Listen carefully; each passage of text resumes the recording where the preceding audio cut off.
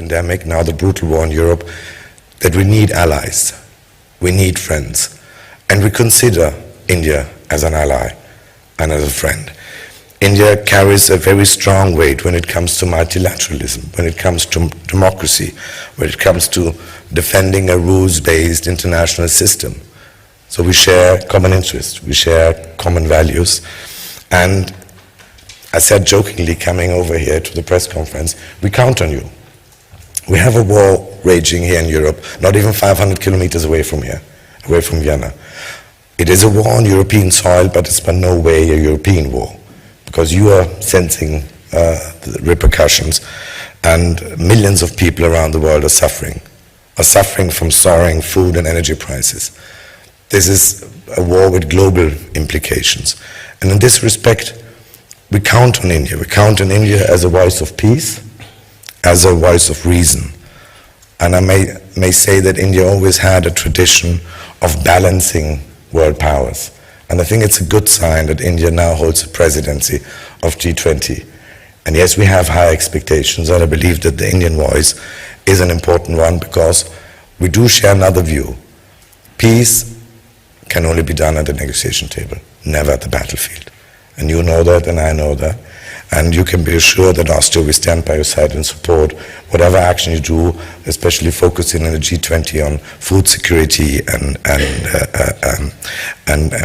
other points which are of high necessity for developing countries. And last but not least, there's another region which is of high importance to all of us. It's the Indo-Pacific. You could say the Indo-Pacific is the main artery of the global economy.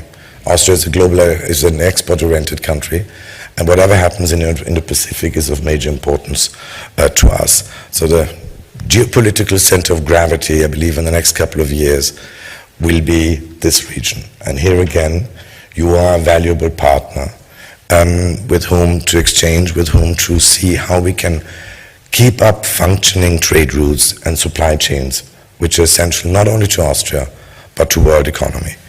So again, Jai, dear friend, warmest welcome here in Vienna. I'm happy that you're here, and I'm looking forward to all the things we will accomplish in this year, where we're celebrating 75 years of diplomatic relations. Thank you. Thank you. Thank you very much, Excellency. The floor is yours. Thank you, Alexander. Let me first say to Foreign Minister Schallenberg that I fully share his sentiments and assessment of the state of our relations. Let me also thank you for inviting us to the iconic New Year's concert of the Vienna Philharmonic yesterday. I can't think of a more enjoyable and optimistic way of beginning the new year. It is, of course, an event that is followed throughout the world, but in a way it is also an occasion for us to express our cultures and respect our cultures. And so certainly there was a strong element of enjoyment, but also a symbolism to my presence yesterday. I was privileged yesterday to meet President Alexander van der Bellen on that occasion. I would like to thank Chancellor Karl Nehammer for receiving me yesterday afternoon. Our conversation, our extensive conversation yesterday was very valuable in understanding Austria's viewpoint, both about our relationship as well as on current global issues. Today, our discussions took that forward in terms of very detailed consideration of various aspects of our relationship. Let me underline that we view Austria as a serious and consequential partner when it comes to bilateral cooperation. You have experiences and capabilities that are relevant to India's modernization and progress. These are guided by government policies, but ultimately implemented through business transactions. Our commitment today is to take both aspects forward in tandem, and I look forward to concrete initiatives in that regard. We have currently a trade turnover of approximately $2.5 billion. More than 150 Austrian companies are present in India. We would like those numbers also to grow more substantially. Our understanding is that this endeavor will be pursued through government-encouraged business-led meetings in the course of this year. I'm glad to note that India's presence in the Austrian economy has also grown substantially. This is particularly so in the digital and auto industries. There is again scope to grow more here. And the bottom line is really that in the manufacturing domain, the post-COVID world is seeking greater resilience and reliability of supply chains. Similarly, the digital world is putting a greater emphasis on trust and transparency, and we believe that India is part of both solutions. With you, Minister, and with the Chancellor, I had an occasion to talk about the relevance of Make in India and to access the Indian market. I assure you that we will support Austrian companies who step forward in that regard. As I understand, there are many Austrian companies who can more actively contribute to our national priorities. Similarly, our enterprises too can generate value and employment when located in Austria. Our responsibility as ministers is to make sure that such partnerships happen. I shared with Chancellor Nehammer yesterday and with Foreign Minister Schallenberg today the transformative changes underway in India. In particular, I highlighted the digital delivery for development and the green growth of the economy as well as the advancements in health security. We welcome partnerships that help us take these objectives forward. We have today concluded a number of agreements, and you heard from the Foreign Minister in that regard. And I think a particularly noteworthy one is the initialing of the Comprehensive Migration and Mobility Partnership Agreement, because it will enable demands for skills and talents to be synchronized with their availability. Similar agreements have been recently concluded by India with Germany, France, Portugal, UK and Denmark, amongst others. It will help us to cooperatively expand our economic opportunities and meet the requirements of the global knowledge economy. Let me also be clear that as a country that seeks to utilize the global workplace to the fullest advantage, India is a strong votary of legal migration and mobility. Irregular movement not only enhances the vulnerability of the people involved, but is inherently exploitative. We want a fair, legal, and equal opportunity to demonstrate the contributions of Indian skills and talent.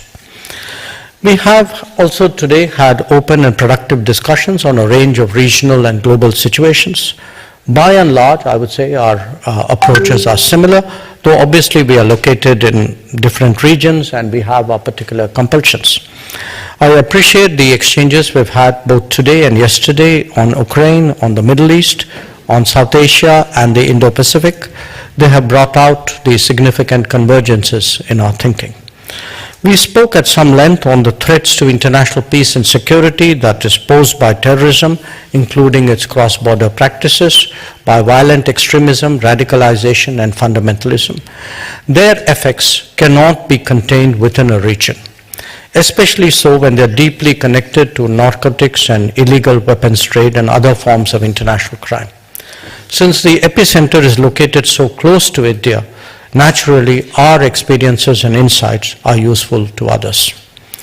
With regard to the Ukraine conflict, let me underline that India remains deeply concerned. We sincerely believe that this is not the era of war. Differences must be settled on the negotiating table. It is imperative that there is a return to dialogue and diplomacy. Prolonged conflict will not serve the interests of any party. My Prime Minister has been in contact with the leaders of both nations, pressing our point of view in that regard. We are also increasingly anxious about the knock-on effects of the conflict in terms of accessibility and affordability of fuel, food, and fertilizers. This is a growing concern for the Global South. Austria is an important partner for India in the European Union at a time when we seek to upgrade our relationship.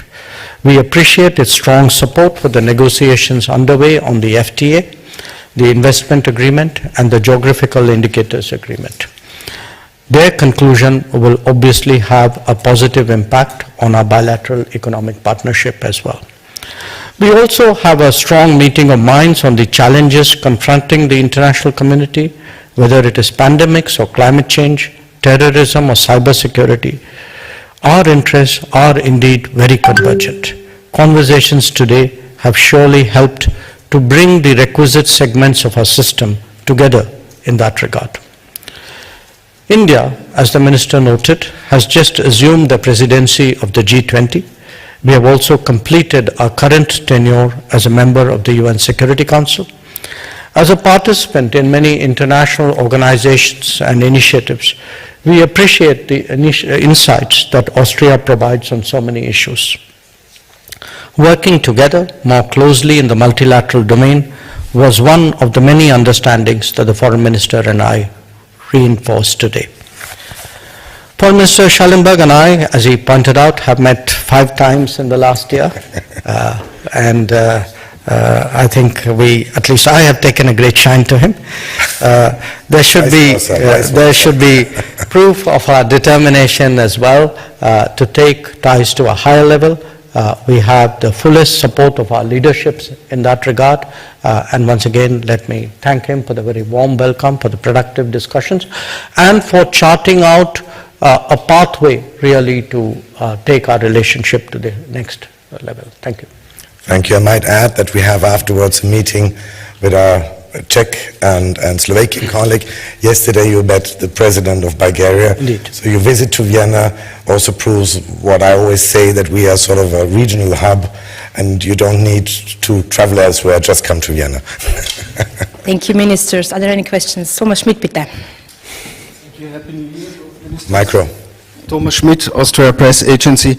As you have spoken about the war in Ukraine, a question to you both. Russia has discarded the most recent Ukrainian idea for a peace plan. Do you see, nevertheless, any increased willingness on both sides to engage in talks sooner or later?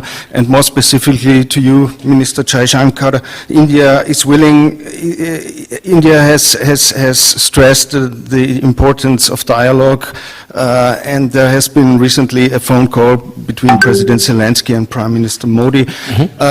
Could you a little bit elaborate the position of your country? Is India willing to engage in some sort of mediating role or facilitating role once the time has come for that? Thank you.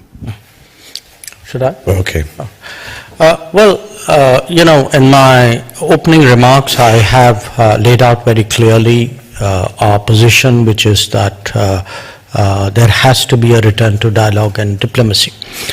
Now, since the conflict started in February, obviously the immediate pressures and anxieties have changed with the passage of time. In the initial weeks, a lot of that was centered for us around a very large number of Indian students that we had, more than 20,000 of them in Ukraine, and how to get them out of the conflict zone. And we did so, and we did so with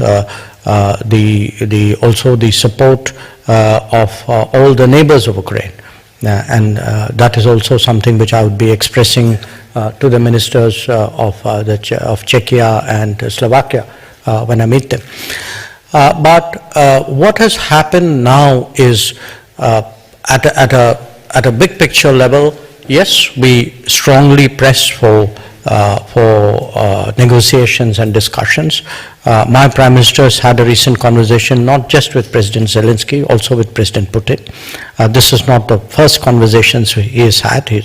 They've been talking from time to time. I myself have spoken again to Foreign Ministers Lavrov and Kuleba. Now,